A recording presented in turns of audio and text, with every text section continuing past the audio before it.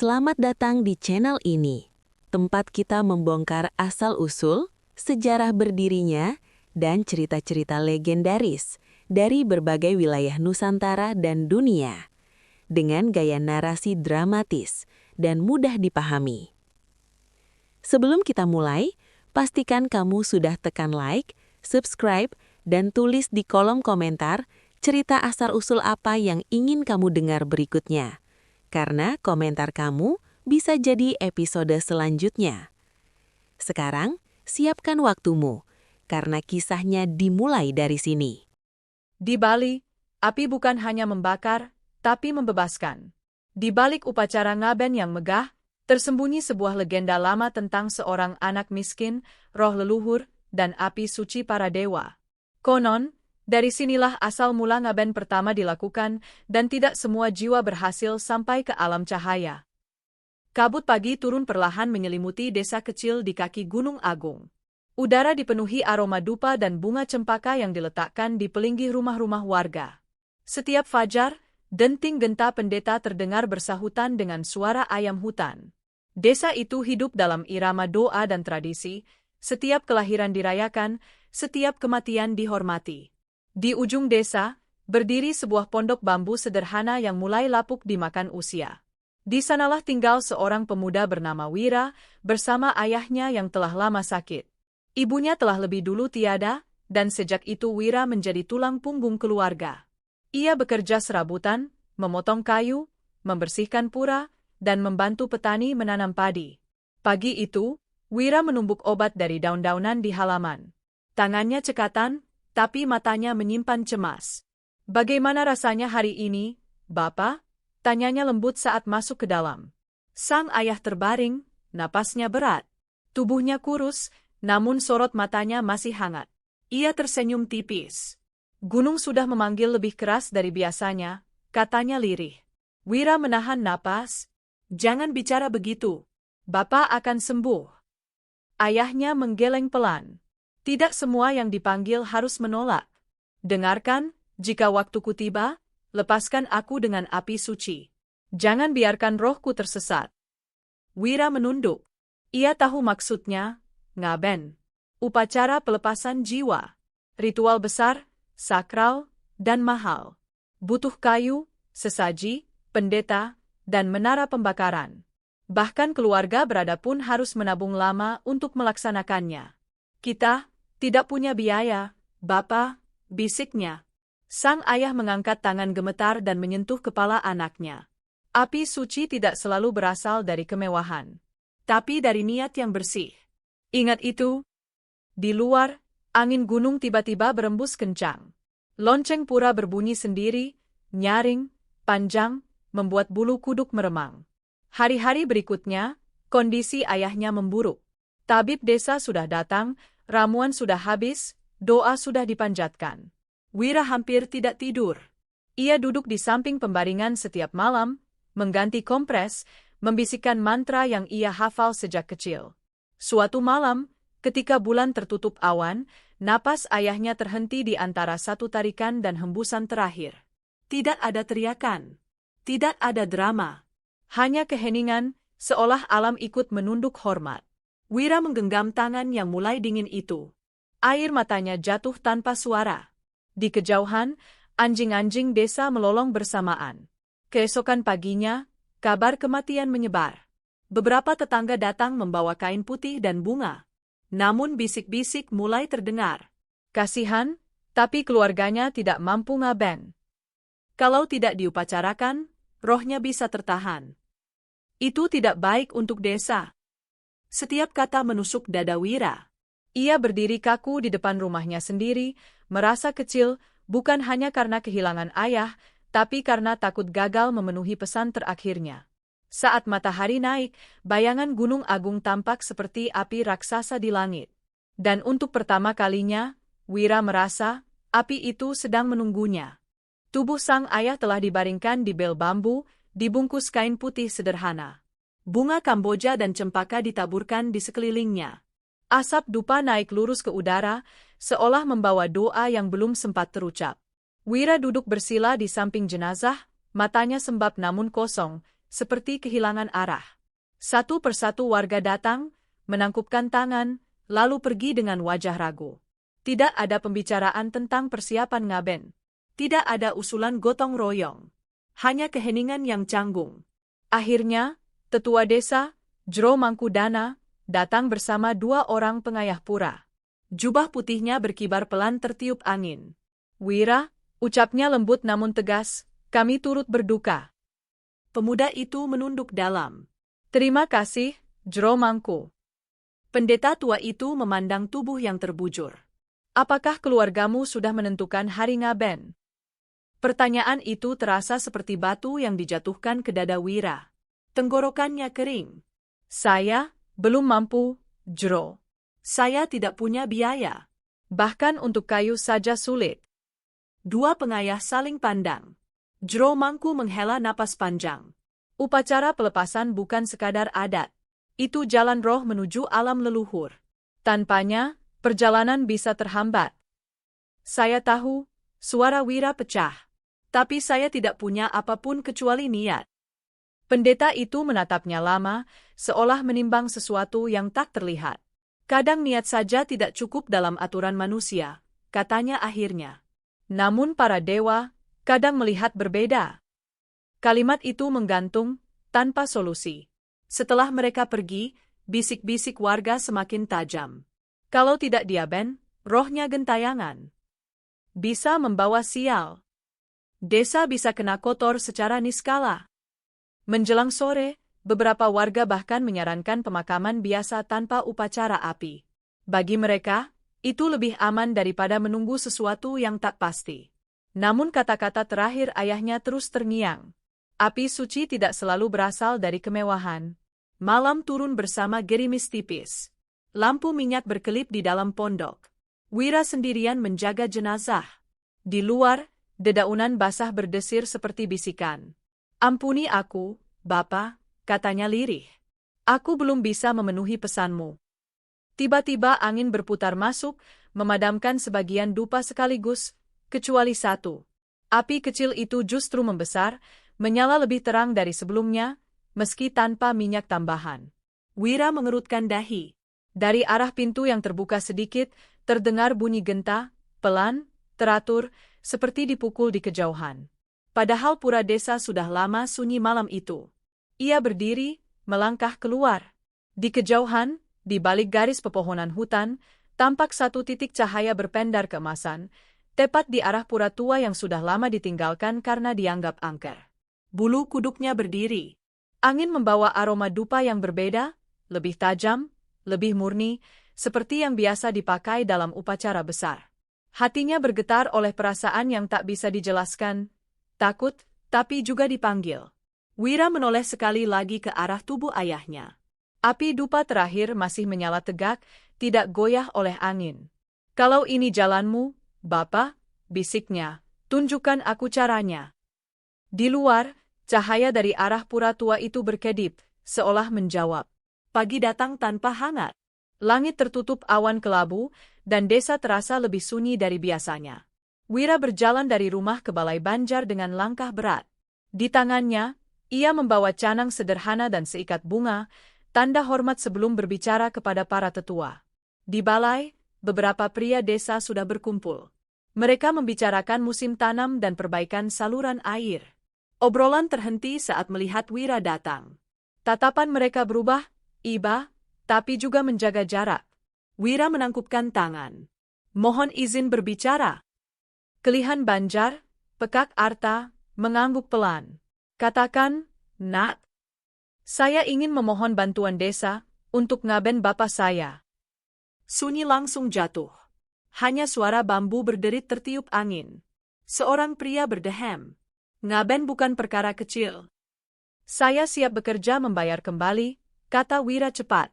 "Berapapun lama, saya akan menebang kayu, membersihkan pura, apa saja." Beberapa wajah tampak ragu. Namun yang lain menggeleng. "Kita baru saja membantu upacara keluarga Pasek bulan lalu. Kas Banjar menipis. Bahan-bahan sekarang mahal. Kalau dibantu satu, nanti semua minta dibantu." Setiap kalimat seperti palu memukul dada. Pekak Arta menatapnya dengan nada lebih lembut, tapi tetap tegas.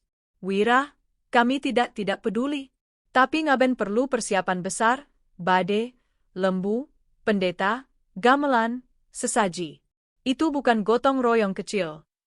Saya tidak minta kemewahan, jawab Wira lirih. Hanya pelepasan. Seorang warga di sudut berbisik, cukup keras untuk terdengar. Kalau miskin jangan memaksa upacara besar.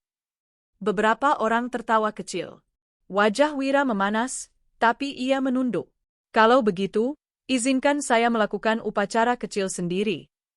Kali ini reaksi mereka lebih keras. Tidak bisa sembarang. Ritual api ada aturannya. Salah tata cara bisa mengotori desa secara niskala. Pekak Arta mengangkat tangan memberi tanda diam. Tanpa pendeta dan sarana, sebaiknya dimakamkan dulu. Nanti kalau ada biaya, bisa diaben massal. Diaben massal, itu bisa bertahun-tahun lagi. Terbayang tubuh ayahnya menunggu, roh tertahan, pesan terakhirnya terabaikan. Wira menangkupkan tangan dalam-dalam. Terima kasih, katanya pelan, meski hatinya runtuh. Ia berbalik pergi diiringi bisik-bisik. Kasihan, tapi aturan tetap aturan. Semoga rohnya tidak mengganggu. Langkahnya makin cepat, nafasnya berat. Dunia terasa mengecil seperti lorong sempit tanpa cahaya. Saat melewati jalan setapak dekat hutan, angin berputar tiba-tiba. Daun-daun kering terangkat membentuk pusaran kecil di hadapannya, lalu jatuh tepat mengarah ke jalur menuju pura tua. Tempat yang semalam memancarkan cahaya. Wira berhenti. Denting genta kembali terdengar, kali ini lebih jelas. Tidak ada orang. Tidak ada pura aktif di sana. Namun suara itu nyata. Kesedihannya berubah menjadi tekad keras. Kalau manusia tak mampu membuka jalan, bisiknya, mungkin para leluhur bisa. Ia pun melangkah ke arah hutan, menuju pura yang sudah lama ditinggalkan, dan konon, tidak semua orang yang masuk ke sana kembali dengan cerita yang sama. Jalan menuju pura tua hampir tertutup semak. Akar-akar pohon menonjol seperti ular batu di tanah lembab. Wira melangkah hati-hati, menyingkirkan ranting dengan tangannya. Semakin jauh ia masuk, suara desa menghilang, diganti desir daun dan dengung serangga hutan. Pura itu berdiri di tengah cekungan tanah, dikelilingi pohon beringin raksasa. Tembok batunya retak, ditumbuhi lumut tebal. Patung penjaga gerbang telah aus dimakan waktu, namun sorot matanya masih terasa tajam. Tidak ada sesaji segar. Tidak ada jejak kunjungan. Tempat itu benar-benar ditinggalkan. Orang desa percaya pura ini dulu adalah tempat pemujaan api suci sebelum dipindahkan ke pura utama. Sejak itu, wilayahnya dianggap terlalu terbuka ke alam niskala. Wira menelan ludah, lalu tetap masuk. Ampuni saya jika lancang, ucapnya pelan sambil menangkupkan tangan. Saya datang bukan untuk menantang, hanya memohon jalan. Di pelataran dalam, terdapat altar batu hitam berbentuk lingkaran, hangus di bagian tengah, seperti bekas pembakaran besar di masa lampau. Di sanalah ia meletakkan canang dan bunga yang dibawanya. Ia menyalakan dupa terakhir yang tersisa. Aneh, api dupa menyala besar, jauh lebih terang dari biasanya. Wira duduk bersila. Ia mulai melantunkan mantra yang ia ingat dari upacara-upacara desa. Suaranya awalnya gemetar, lalu perlahan mantap. Ia menyebut nama ayahnya. Menyebut leluhur garis keluarganya. Memohon agar roh tidak tersesat. Waktu terasa kabur. Cahaya sore berubah menjadi temaram, lalu gelap. Ia tetap di sana. Angin malam turun dingin, namun di sekitar altar justru terasa hangat. Tiba-tiba, bau dupa memenuhi udara, padahal batang yang ia nyalakan sudah habis. Asap tipis muncul dari batu altar, naik lurus tanpa sumber jelas. Mata Wira terbuka. Dari sudut pura, terdengar langkah pelan di atas daun kering. Kau datang dengan duka, tapi juga tekad. Suara itu tua, dalam, dan bergema seperti datang dari dua arah sekaligus. Wira menoleh cepat, tidak ada siapapun. Siapa? Suaranya nyaris berbisik. Yang memanggil, sering tak terlihat. Yang terlihat, sering tak mendengar. Angin berputar di pelataran. Nyala kecil muncul di tengah altar, api mungil berwarna kebiruan. Tidak membakar batu, tidak menyebar. Hanya menari pelan. Jantung Wira berdegup keras, tapi anehnya ia tidak merasa takut. Aku ingin melepaskan roh ayahku, katanya mantap. Ajari aku caranya. Sunyi panjang. Lalu suara itu kembali, lebih dekat. Api sejati bukan milik orang kaya. Ia milik yang ikhlas. Tapi tidak semua ikhlas cukup kuat menyalakannya. Bayangan tinggi tampak di balik asap, samar, seperti sosok berjubah. Bertahanlah sampai fajar, kata suara itu. Jika niatmu tidak goyah, pintu akan dibuka. Api biru di altar membesar sedikit, lalu stabil. Wira menarik napas panjang. Ia kembali bersila. Hutan di sekeliling pura terasa seperti dinding hidup yang mengawasi. Malam itu, ia memilih tidak pulang. Dan untuk pertama kalinya sejak kematian ayahnya, hatinya tidak terasa sendirian. Malam menggantung pekat di atas pura tua. Tidak ada bulan, tidak ada bintang, hanya gelap yang terasa tebal seperti kain. Namun di tengah pelataran, api biru di altar tetap menyala tenang, seolah tidak terikat oleh waktu. Wira masih bersila. Kakinya pegal, punggungnya nyeri, tapi ia tidak berani bergerak jauh. Setiap kali matanya hampir terpejam, suara angin berbisik di telinganya seperti mengingatkan, bertahan. Dari kejauhan terdengar lolongan anjing, lalu terdiam mendadak. Udara berubah. Lebih berat. Lebih hangat.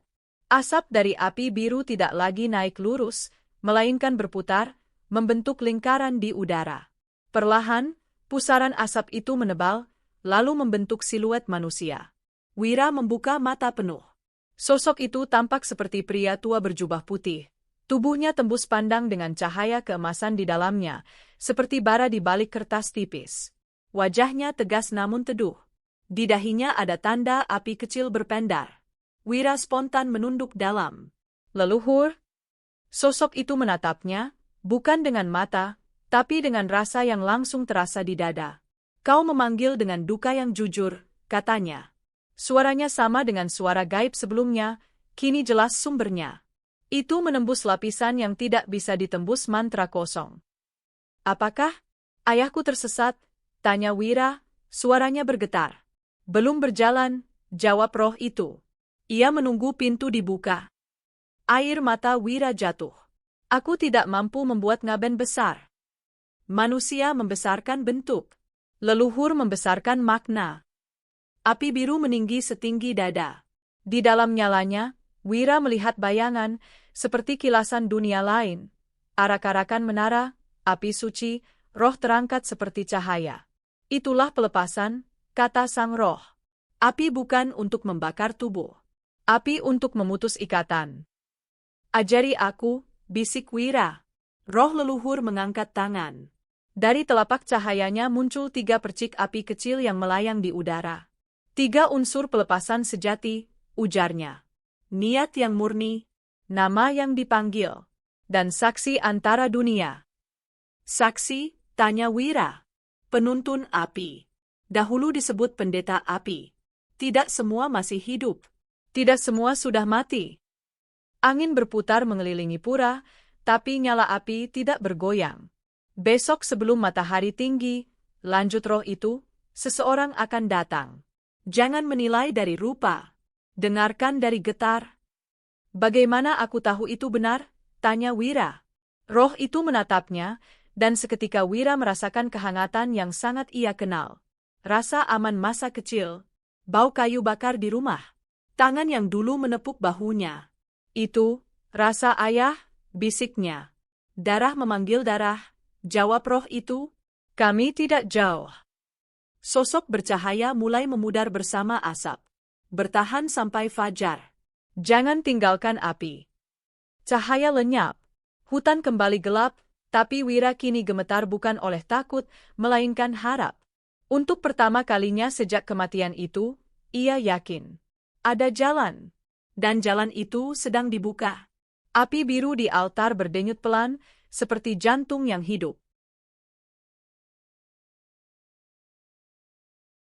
Fajar datang perlahan, menyusup di antara akar dan daun beringin. Kabut tipis menggantung rendah di pelataran pura tua. Wira masih duduk di tempatnya, mata lelah tapi tekadnya utuh. Api biru di altar mengecil, namun tidak padam. Burung-burung hutan belum bersuara. Keheningan terasa tidak wajar. Lalu terdengar langkah. Bukan dari jalan setapak, tapi dari dalam area pura, dari arah tembok belakang yang runtuh. Pelan, mantap, seperti seseorang yang tahu persis kemana ia berjalan. Seorang pria tua muncul dari balik kabut. Rambutnya putih panjang terikat sederhana. Kulitnya gelap terbakar matahari. Ia mengenakan jubah kusam dengan tepi hangus seperti pernah terkena bara. Di tangannya ada tongkat kayu hitam berujung logam kemerahan. Matanya memantulkan cahaya seperti arang hidup. Kau tidak lari, katanya datar. Wira berdiri cepat lalu menangkupkan tangan. Saya menunggu. Banyak yang memanggil api. Sedikit yang tahan panasnya. Pria itu mendekati altar. Ia tidak kaget melihat api biru, seolah itu hal biasa. Ujung tongkatnya menyentuh batu, dan nyala biru langsung tegak lebih tinggi. Wira menahan napas. Apakah Anda pendeta api? Pria itu tersenyum tipis. Manusia suka memberi nama. Api tidak peduli. Tolong ajari saya melepas roh ayah saya. Semua ingin melepas. Tidak semua siap memutus.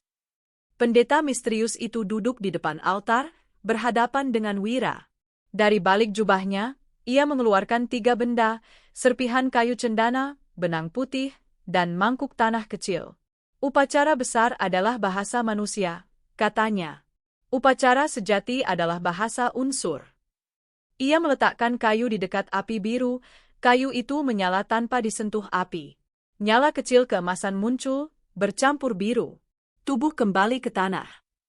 Benang putih ia angkat. Nama kembali ke garis. Mangkuk tanah ia letakkan di tengah. Ingat kembali ke asal. Wira menyimak seperti murid kehausan. Aku tidak punya bade. Tidak punya lembu pembakaran, kata Wira pelan. Pendeta itu menatapnya tajam. Langit tidak pernah meminta menara. Angin berembus, membuat dedaunan berputar mengelilingi altar seperti lingkaran pelindung. Bawa abu kayu, kain ayahmu, dan air suci, lanjutnya. Sebut namanya 3 kali, bukan dengan suara, tapi dengan seluruh ingatanmu. Apakah desa harus tahu? Tanya Wira ragu. Jika manusia menghalangi pintu roh, kau pilih patuh pada manusia, atau kasih pada ayahmu? Pertanyaan itu menghantam tanpa bisa dihindari. Wira menunduk mantap. Kasih. Pendeta api berdiri. Cahaya fajar menembus kabut. Namun anehnya tidak menyentuh tubuhnya sepenuhnya, seolah ia sedikit terpisah dari dunia padat. Senja ini, katanya, api akan menjadi saksi. Jangan bawa keraguan. Api memakan itu lebih dulu. Siapa nama Anda, guru? Tanya Wira. Pria itu berbalik, mulai berjalan menuju kabut. Nama adalah milik yang masih tinggal. Langkahnya memudar, lalu hilang, seolah ditelan udara. Api di altar berubah, dari biru menjadi biru emas. Wira tahu, waktunya sudah ditentukan.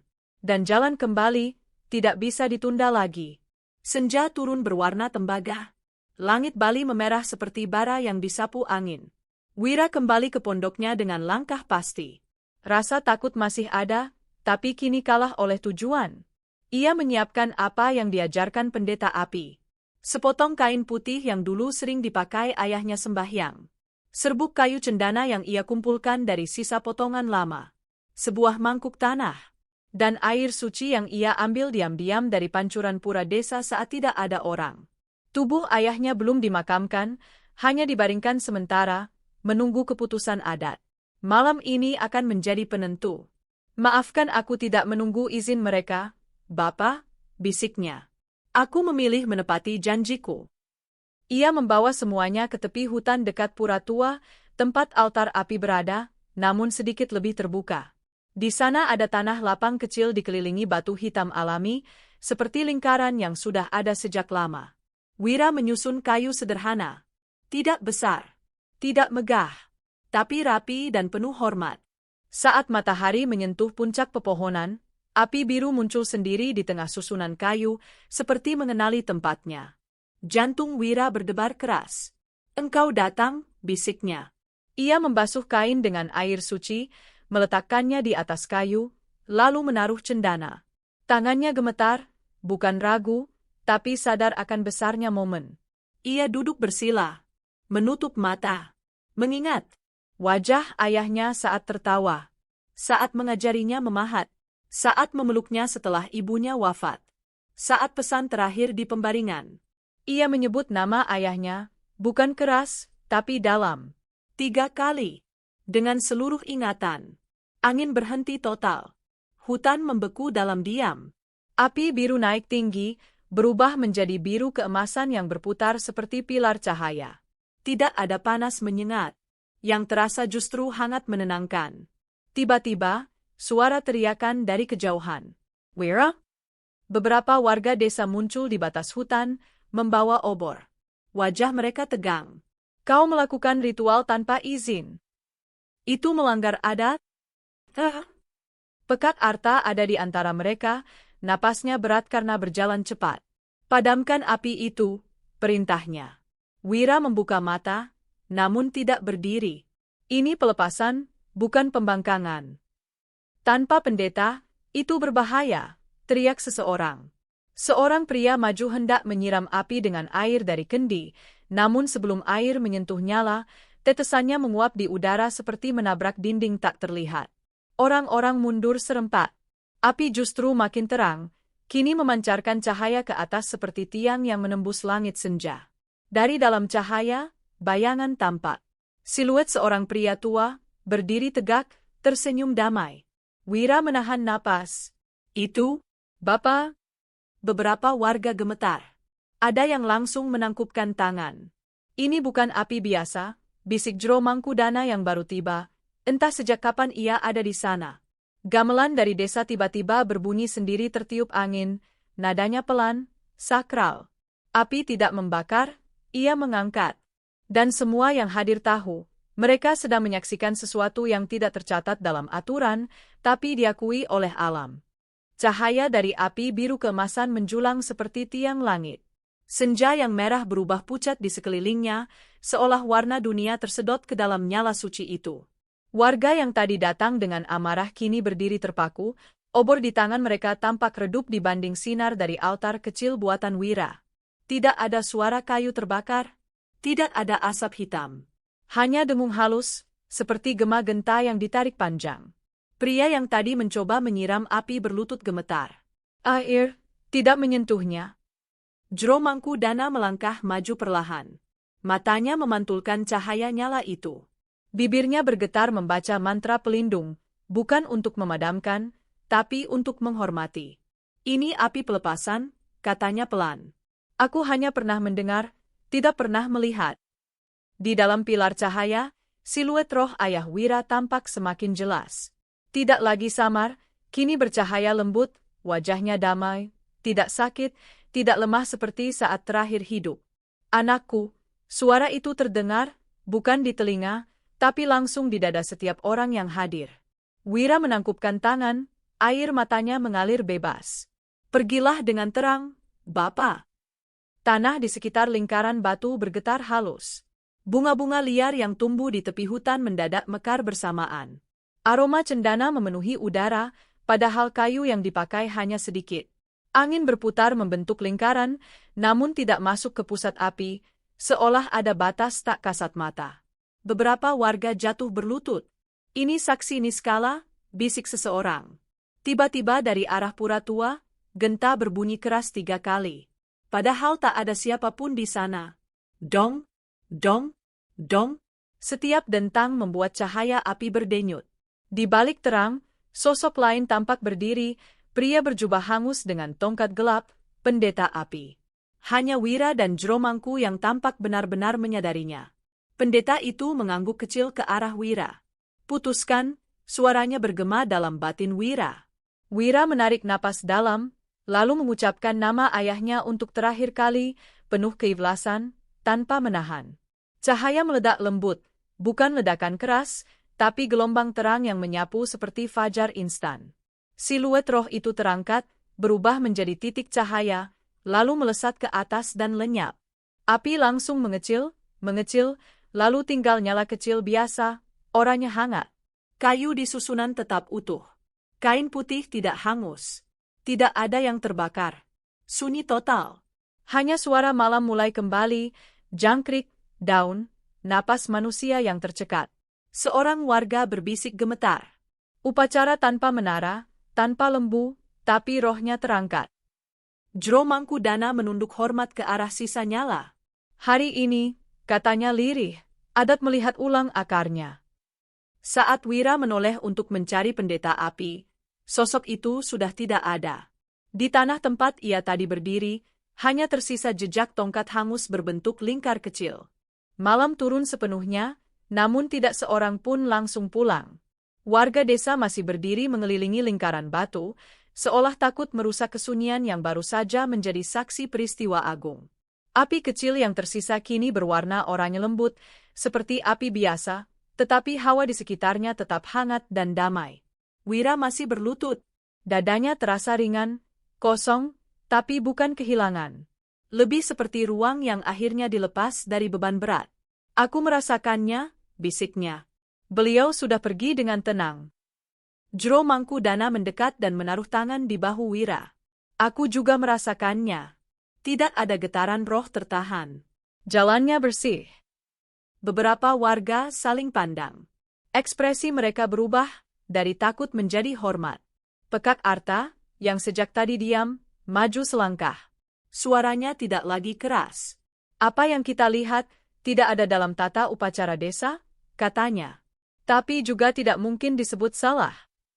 Seorang ibu tua menyela pelan, tanda alam tidak pernah berdusta. Yang lain menimpali, api tidak membakar, tapi mengangkat. Itu bukan ilmu sembarang. Jro Mangku berlutut di dekat sisa api. Ia mengambil sedikit abu cendana yang bahkan tidak hangus sepenuhnya, hanya menghitam di ujung. Dengar baik-baik, katanya kepada warga. Ngaben yang kita kenal adalah wadah. Menara, lembu, gamelan, itu bentuk penghormatan lahir. Tapi yang membuat roh terlepas adalah 3 hal, niat, pemanggilan nama, dan tuntunan api suci. Wira teringat ajaran pendeta api, kata-katanya sama. Selama ini, lanjut Jro Mangku, kita menjaga bentuk, agar makna tidak hilang.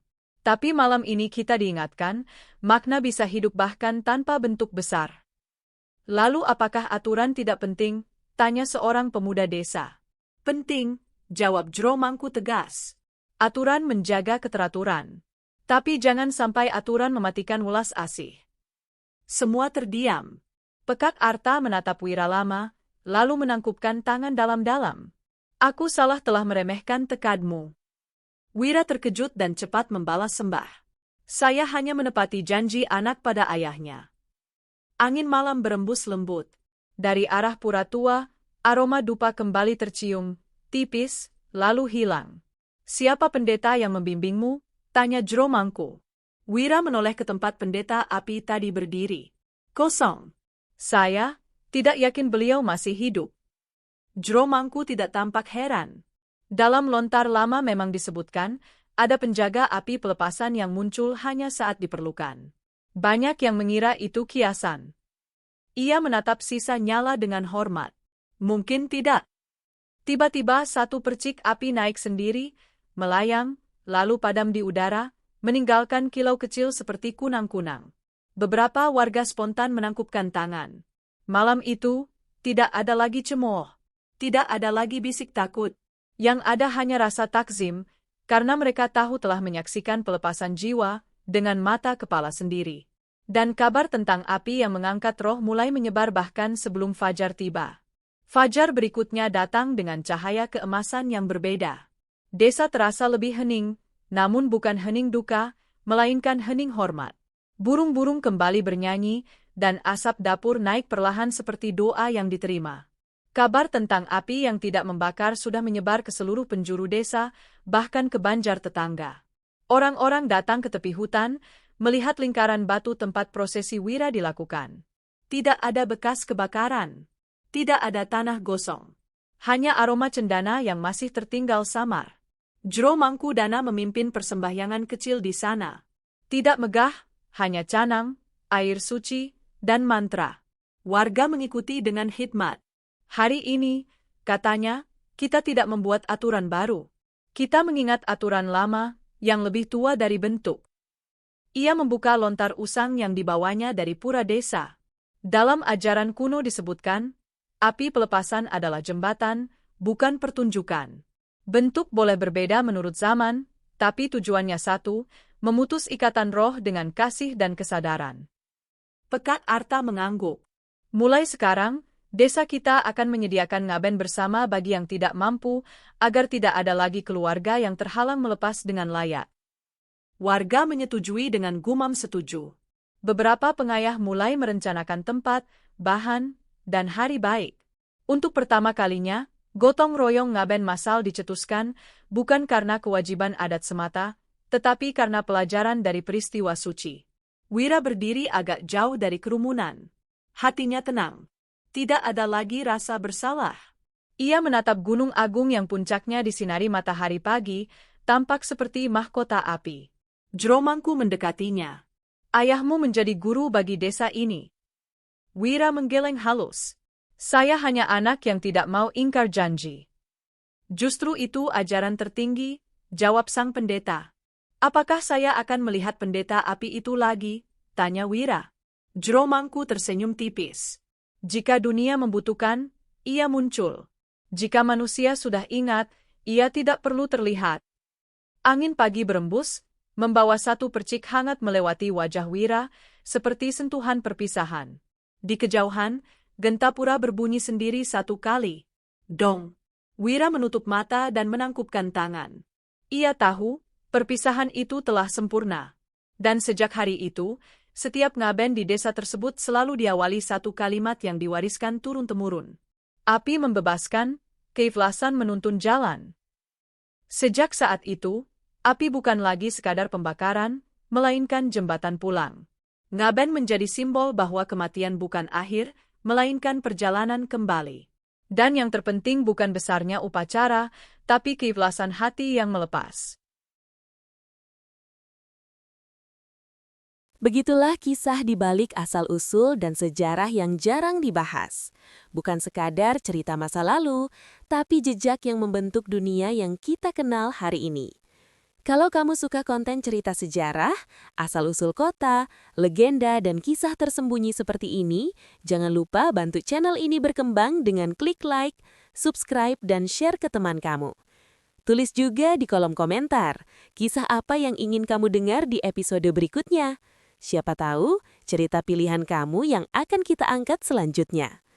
Terima kasih sudah menonton sampai akhir.